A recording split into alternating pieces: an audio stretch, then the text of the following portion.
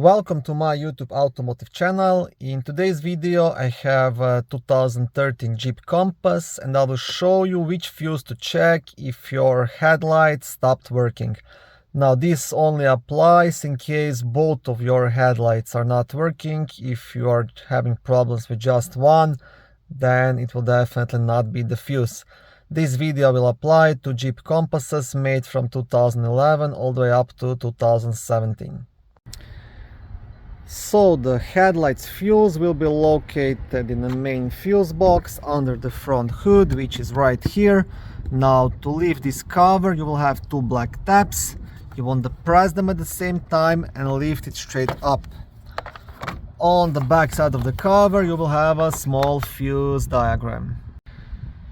The fuse you want to check, it's a fuse number 36, which is a 30 amp fuse located right here.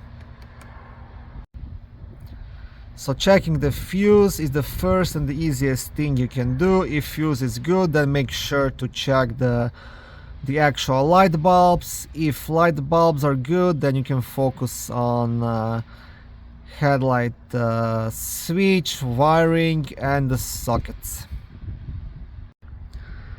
Okay, thank you for watching this short video. I hope it was helpful and educational. If it was, please like it and consider subscribing to my YouTube automotive channel. On my channel there is lots of how-to videos, do-it-yourself videos, car reviews, product reviews and other similar automotive topics.